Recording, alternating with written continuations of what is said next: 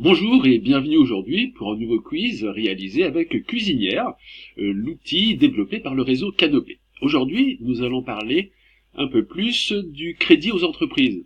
Et vous savez que dans le cours, on a deux grandes parties pour aborder ce crédit aux entreprises. On dit qu'on a un crédit qui parle de mobilisation de créances et un autre qui parle de sans mobilisation de créances. Le principe est simple, vous pensez que vous avez de l'argent qui va rentrer. Vous allez avoir donc une rentrée d'argent de vos clients, ce sont des créances. Ces créances, qui vont arriver peut-être dans un mois, 2 mois, parce que les clients payent leurs factures avec un certain délai, on peut déjà demander à un organisme de crédit de nous en faire l'avance. Sans mobilisation de créances, on va voir comment acheter un bien, en fait, sans que l'on ait pour ça un financement prévu au départ. Dans la vidéo qui vous était proposée, vous aviez une personne qui vous évoquait un peu le choix entre le crédit bail ou la location longue durée, LLD. Donc la première question, c'était de savoir qu'est-ce qui est le plus intéressant et pourquoi est-ce que c'est intéressant pour les entreprises d'avoir recours soit au crédit bail, soit une location longue durée, plutôt que de prendre simplement un prêt pour acheter son véhicule qui appartiendra donc au patrimoine de l'entreprise. Pour bien comprendre le discours donc qui était évoqué sur cette vidéo, vous aviez un jeu d'étiquettes à utiliser, et donc la première, on vous dit que les mensualités d'un crédit bail, elles, sont enregistrées donc en charge, et ça c'est important, dans le compte de résultat, donc ça devient tout simplement une charge dans le compte 6, l'augmentation des charges qui est liée donc au crédit que vous avez pris, au crédit bail que vous avez pris, en fait, plus vous augmentez les charges, plus vous diminuez en fait le résultat. Donc on doit avoir ici, voilà, ici en fait une diminution du résultat, les charges augmentent, donc le résultat, c'est-à-dire le bénéfice diminue. Et de fait, puisqu'on a un bénéfice qui diminue, en fait on aura moins d'impôts sur le bénéfice. Et ce moins d'impôts sur le bénéfice, c'est ce qui est recherché directement par les entreprises. Mais en même temps, quand on regarde, là c'était côté compte de résultat, si on regarde maintenant le bilan, on se dit que, puisqu'on ne prend pas un emprunt pour acheter son véhicule, mais on a recours simplement à un financement du type loyer, simplement une charge, on peut dire que, du coup, le passif n'est pas impacté. Ça veut dire tout simplement que on peut avoir le bien dans notre société et on n'a pas un emprunt qui est indiqué au passif du bilan. Donc ça veut dire que par la suite, si on doit avoir recours à d'autres types d'emprunts, c'est tout à fait possible. Et enfin, l'un des inconvénients d'un crédit bail, bien sûr, c'est qu'il faut s'engager sur la durée et la valeur d'achat du véhicule. Ce n'est pas la valeur résiduelle, hein, mais quand on achète un véhicule de société par crédit bail, nous avons à la fin une option d'achat possible, et cette option d'achat est définie au moment de la signature. C'est pas simplement correspondant à la réponse. Les avantages de la location donc longue durée, ici, vous avez une première option, l'acquisition de véhicules se fait en fin de contrat, ben non, puisque c'est une location, le véhicule ne nous appartiendra jamais, contrairement au crédit bail qui lui a forcément une option d'achat. Comme le crédit bail, les charges correspondent aux mensualités du loyer, effectivement. Comme le crédit bail, il y a un apport initial, pas forcément, l'entretien de véhicule est à la charge du loueur, et on peut choisir le nom du titulaire en général, la location longue durée, puisque c'est une location, on ne touche absolument rien au niveau de l'entretien du véhicule. La partie application maintenant concernait une lettre de change. Et vous voyez, cette traite ou lettre de change qui est dessinée devant vous correspondait donc à plusieurs partenaires. Nous sommes des établissements Lockhouse qui fabriquent des porte-fenêtres et qui ont vendu des porte-fenêtres à Bâti-Center. Et qu'est-ce qui se passe?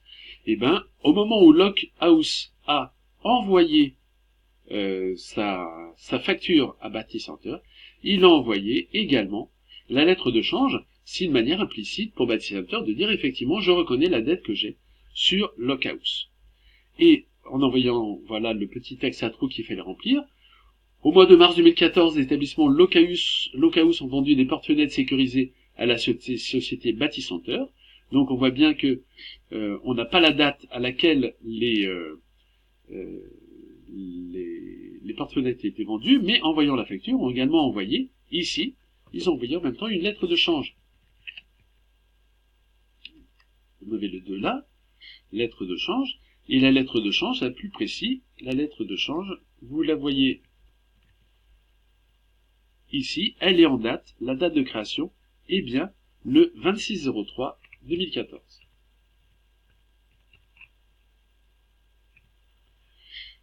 Alors, que monsieur directeur de la société Bâti-Center a accepté.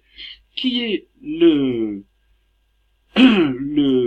directeur de la société Bâti-Center, vous voyez, c'est Guy Raffa. Donc on voit bien que le tireur, nous avons la société Lockhouse, avec la signature du tireur, M. Durand, et le tiré, la personne qui doit de l'argent, c'est bien Bâti-Center, et ici accepté par Guy Raffa. Donc M. Guy Raffa,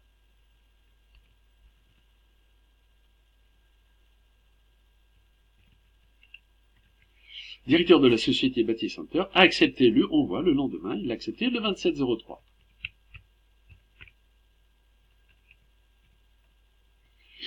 Le directeur de la société Lockhouse, donc celui qui a vendu les marchandises, donc celui qui va recevoir l'argent, on voit bien que lui, il s'appelle Monsieur Durand, c'est lui qui a émis la lettre de change, la traite, a un besoin de liquidité. C'est-à-dire qu'au lieu d'attendre l'échéance, vous voyez que l'échéance c'est 30 jours de vue, donc un mois après, il a besoin de liquidité tout de suite.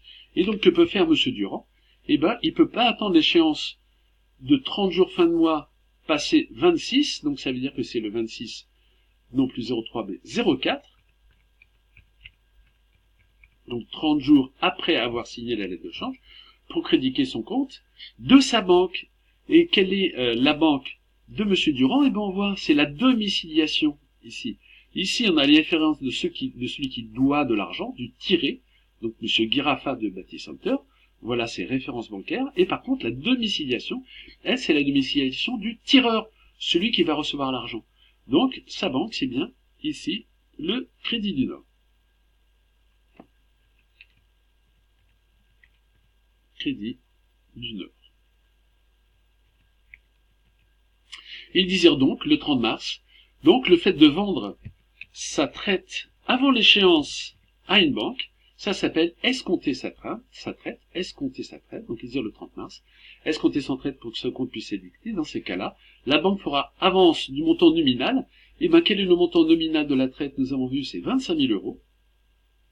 Mais vous vous doutez bien que si on escompte, c'est-à-dire que si on vend cette créance par anticipation à la banque, elle va le toucher simplement qu'à la fin, que le 26/04, si elle nous avance l'argent avec un mois d'avance, forcément, elle retient des intérêts et des agios. Voilà. En même temps, une question complémentaire sur la domiciliation. Donc ici, la domiciliation permet de connaître la banque du client, c'est-à-dire du tiré, ben non, mais correspond à la banque du tireur, eh ben oui. Permet le transfert automatique de la banque du tiré vers la banque du tireur, ben oui, ça veut dire que quand on a une domiciliation, à l'échéance prévue, le transfert de compte à compte se fait donc de manière automatique. Dans la troisième partie, qui est maintenant, vous avez l'habitude, qui est la partie analyse, il y avait donc un arrêt, et cet arrêt est assez récent puisqu'il date du 11 octobre 2017, et cet arrêt met en relation trois parties, on entend trois acteurs. Il y a la société SMLS, vous avez le Crédit du Nord, qui est la banque de la société SMLS, et vous avez la société Air France. Les faits sont les suivants. La société SMLS a établi ou a vendu des biens à Air France.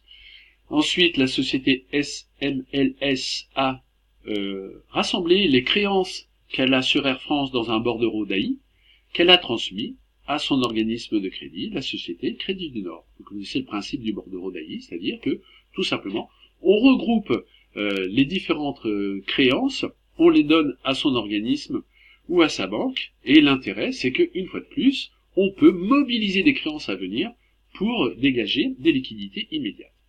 Mais qu'est-ce qui s'est passé? Il s'est passé la chose suivante, c'est que à l'échéance ou avant l'échéance, en fait, Air France a honoré sa dette, mais non pas au niveau du cessionnaire, du Crédit du Nord, mais directement auprès de la société débitrice, de sa société débitrice, c'est-à-dire la société SMLS.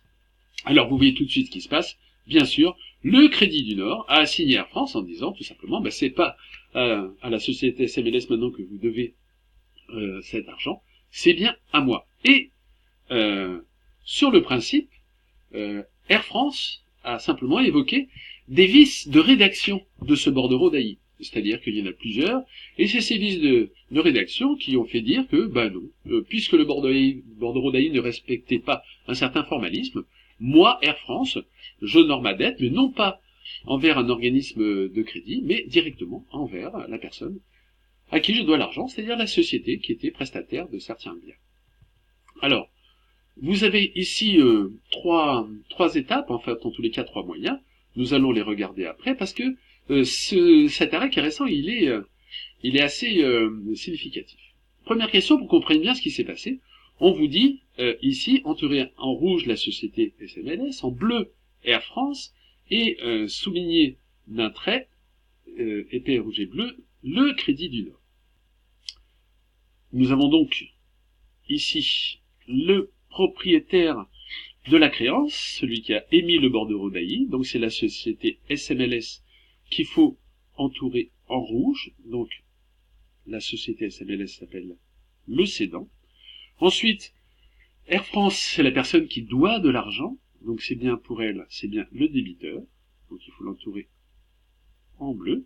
Et enfin, la dernière chose, le cessionnaire, c'est bien l'organisme de crédit qui correspond au cédant, c'est-à-dire l'organisme de crédit qui est attaché à la société SMLS, qui donc a reçu le bordereau d'AI, et on voit bien que c'est bien ce cessionnaire, ensuite, qui est chargé de recouvrer à l'échéance la dette vis-à-vis du débiteur Air France. Alors, on dit bien sûr, première instance, qui a assigné Air France, ce n'est pas la société SMLS qui a assigné Air France, mais c'est bien le cessionnaire, c'est-à-dire l'organisme de crédit qui devait recevoir la dette d'Air France. Deuxième question, c'est pour quel motif Air France a été assigné. Donc c'est bien ce qu'on a dit, c'est-à-dire que Air France a bien honoré sa dette, mais elle n'a pas honoré auprès de l'organisme de crédit le cessionnaire, c'est-à-dire le Crédit du Nord, mais a honoré sa dette auprès de la société avec qui il avait réalisé des prestations, c'est-à-dire la société SMLS. Et enfin, la dernière idée, et c'est celle qui est la plus intéressante, c'est les arguments de la haute cour. Et c'est pour ça que même cet arrêt commence un peu à faire tousser. C'est-à-dire que, très clairement, la société SMLS ou le Crédit du Nord n'ont pas respecté le formalisme du bordereau d'AI. Il manquait des mentions, et surtout, il a été... Air France avait bien signé un protocole d'accord avec la société SMLS qui disait que oui, ok, pas de problème, vous pouvez avoir recours à un affacturage ou à un bordereau d'AI, mais dans la mesure, en fait, où je suis prévenu un mois avant, et où je suis prévenu dans une adresse bien spécifique qui est le siège, l'adresse du siège. Et c'est ce formalisme-là qui n'a pas été respecté. Et Air France a dit non. Puisque vous n'avez pas fait ça, moi j'adore pas, je reconnais pas ce bordereau. Et la haute cour a été très claire. Elle a dit dans tous les cas de figure, il faut que, parce que le bordereau d'AI, le principe, c'est simplifier justement l'encaissement de cette dette. Donc du coup, elle a dit que même s'il y a un problème de formalisme, dans tous les cas de figure, il faut que la dette soit honorée, et Air France savait très bien qu'il devait cette dette. Donc ça veut dire que peu importe le formalisme, dans tous les cas de figure, Air France doit honorer cette dette, donc il la doit auprès du cessionnaire. Voilà. Donc, là où c'est un peu fort, c'est que même s'il manque des mentions, on va dire, dans le bordereau d'AI, qui peut faire office de contrat, malgré tout, cette dette est opposable au tiers, c'est-à-dire que dans tous les cas, il faut que Air France la quitte, même si le formalisme est mal rédigé. Voilà, je vous remercie et puis à bientôt.